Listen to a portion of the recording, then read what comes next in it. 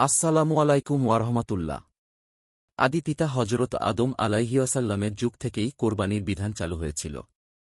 আদম আলাইহিওয়াসাল্লামের দুই ছেলে হাবিল ও কাবিলের কোরবানির কথা পবিত্র কোরআনে বর্ণিত হয়েছে। তাদের একজনের কোরবানি আল্লাহর কাছে কবুল হয়েছে এবং অন্যজনের কোরবানি কবুল হয়নি। পৃথিবীতে কোরবানির ইতিহাস তখন থেকেই শুরু। তবে আজকের মুসলিম সমাজে যে কোরবানির প্রচলন রয়েছে তা মূলত জাতির পিতা হজরত ইব্রাহিম আলাইহিওয়াসাল্লামের দেখানো পথ থেকেই। হজরত ইব্রাহিম আলাইহিওয়াসাল্লামের শতবর্ষ বয়সের পর আল্লাহ তাকে যে সন্তান দান করেছিলেন তিনি আল্লাহকে খুশি করতে তার সে কলিজার টুকরা সন্তান হযরত ইসমাইল আলাইহিওয়াসাল্লামকে কোরবানির উদ্দেশ্য করেছিলেন। সে সূত্র ধরে আজও সেই কোরবানি প্রচলিত আছে। হজরত ইব্রাহিম আলাইহিওয়াসাল্লাম নমরুদ ও তার সাঙ্গপাঙ্গের অত্যাচারের কারণে আল্লাহর নির্দেশে তার স্ত্রী হজরত সারাকে সঙ্গে নিয়ে শাম দেশে হিজরত করলেন। দুর্ভাগ্যক্রমে সেখানকার বাদশাহ ছিল জালিম ও ভীষণ বদলোক। বাদশাহর লোকেরা হজরত ইব্রাহিম আলাইহিওয়াসাল্লাম ও তার সুন্দরী স্ত্রী হজরত সারার আগমনের সংবাদ বাদশাহর দরবারে পৌঁছে দিলে বাদশাহ তাদেরকে ধরে নিয়ে আসতে বলল। বাদশাহর লোকেরা হজরত ইব্রাহিম আলাইহিওয়াসাল্লাম ও তার স্ত্রী সারাকে বাদশাহর দরবারে হাজির করে। বাদশাহ হজরত ইব্রাহিম আলাইহিওয়াসাল্লামের কাছে জানতে চায় তার সঙ্গে স্ত্রী লোকটি কে। ইব্রাহিম আলাইহিওয়াসাল্লাম তখন চিন্তা করলেন, স্ত্রী বললে হয়তো বা তাকে মেরে ফেলতে পারে। তাই তিনি বললেন, সে আমার দিনী বোন। বাদশাহ হজরত ইব্রাহিম আলাইহিওয়াসাল্লামকে বন্দী করে আর হজরত সারাকে বাদশাহর বদস্বভাব চরিতার্থ করার জন্য রেখে দেয়।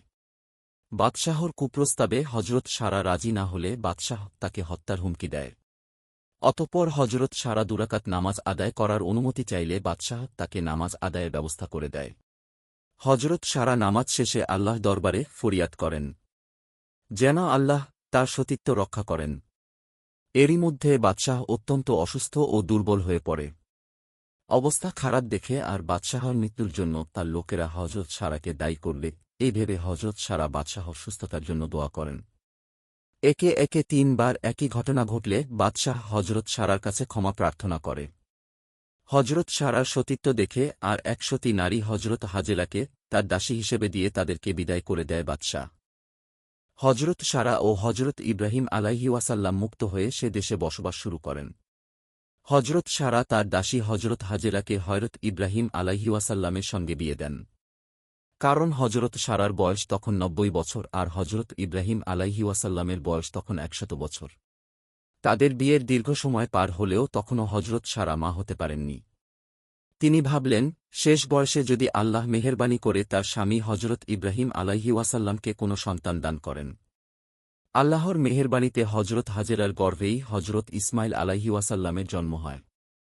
হজরত ইসমাইল আলাইহিওয়াসাল্লামের জন্মের পর হজরত ইব্রাহিম আলাইহিওয়াসাল্লাম তার স্ত্রী হজরত হাজেরা ও কলিজার টুকরা ছেলেকে আল্লাহর নির্দেশে কাবা ঘরের নিকটবর্তী সাফা ও মারওয়া পাহাড়ের পাদদেশে নির্জন স্থানে সামান্য খেজুর ও এক মশক পানিসহ রেখে আসেন।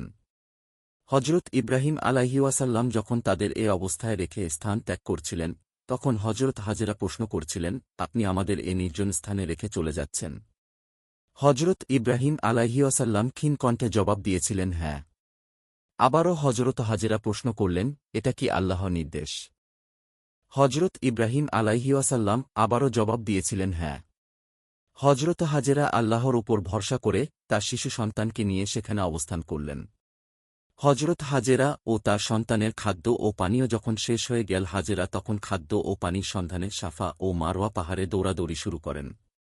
শিশুপুত্রের কান্নায় বারবার এভাবে খাবার ও পানির সন্ধানে দৌড়াদৌড়ি করতে লাগলেন। হঠাৎ তিনি দেখলেন শিশুপুত্র ইসমাইলের পায়ের গোড়ালির আঘাতে মাটি ফেটে পানির ফোয়ারা প্রবাহিত হচ্ছে। এ সেই ফোয়ারা বা কূপ যা বর্তমানে জমজম নামে বিশ্বের মুসলিমের কাছে পরিচিত। সুপে পানীয় হিসেবে পান করে পরিতৃপ্ত হন মুসলমানরা। তাও কাবাকে কেন্দ্র করে ও হযরত ইসমাইল আলাইহিওয়াসাল্লামের উছিলায় আল্লাহর করুণায় সৃষ্টি হয়েছে, যা আজও হজের একটি গুরুত্বপূর্ণ অঙ্গ। হাজেরা তার পানির পাত্রটি পূর্ণ করে নিলেন আর নিজে ও শিশুপুত্রকে তৃপ্তির সঙ্গে পানি পান করালেন।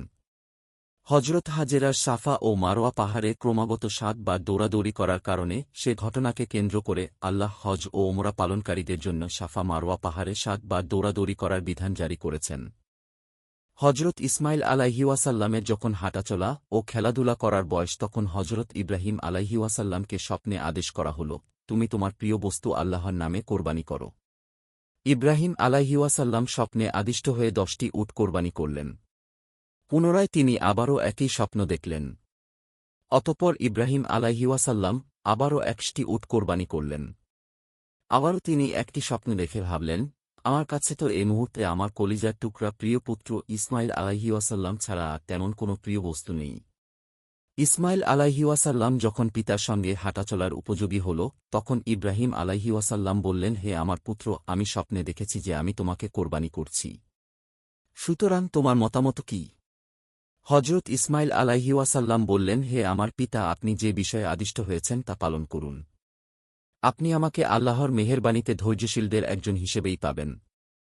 অতঃপর যখন তারা দুজন একমত হলেন, আর তখন আল্লাহর ইচ্ছা সামনে আত্মসমর্পণ করলেন। ইব্রাহিম আলাইহিওয়াসাল্লাম তার পুত্র ইসমাইল আলাইহিওয়াসাল্লামেকে জবাই করার জন্য কাত করে শুইয়ে দিলেন। তখন আল্লাহর নির্দেশে ইসমাইল আলাইহিওয়াসাল্লামের পরিবর্তে একটি দুম্বা কোরবানি হয়ে গেল। নিশ্চয়ই এটি ছিল ইব্রাহিম ও ইসমাইলের জন্য একটা পরীক্ষা। অতঃপর মানুষের জন্যে এ কোরবানির বিধান চালু হয়ে গেল, যা আজও মুসলিম সমাজে অত্যন্ত ভাবগাম্ভীর্যের সঙ্গে পালন হয়ে আসছে। ত্যাগের সুমহান ও অনুপম দৃষ্টান্তকে চিরস্মরণীয় করে রাখার জন্য আল্লাহ তার প্রিয় রাসূল মুহাম্মদ সাল্লাল্লাহু আলাইহি ওয়াসাল্লামের উম্মতের উপর পশু কোরবানি ওয়াজিব করে দিয়েছেন। উম্মতে মুহাম্মদের কোরবানি হজরত ইব্রাহিম আলাইহিওয়াসাল্লামের কোরবানিকে স্মরণ করিয়ে দেয়। ইব্রাহিম আলাইহিওয়াসাল্লামের গোটা জীবন ছিল কোরবানি তথা অতুলনীয় আত্মোৎসর্গ ও আত্মত্যাগের মহিমায় উজ্জ্বল। প্রিয় পুত্র ইসমাইল আলাইহিওয়াসাল্লামের কে কোরবানি করা ছিল ইব্রাহিম আলাইহিওয়াসাল্লামের জীবনের অসংখ্য কোরবানির চরম ও শ্রেষ্ঠতম ঘটনা। তাদের স্মরণে পশু কোরবানির এ বিধান রোজ কিয়ামতের আগ পর্যন্ত অব্যাহত থাকবে।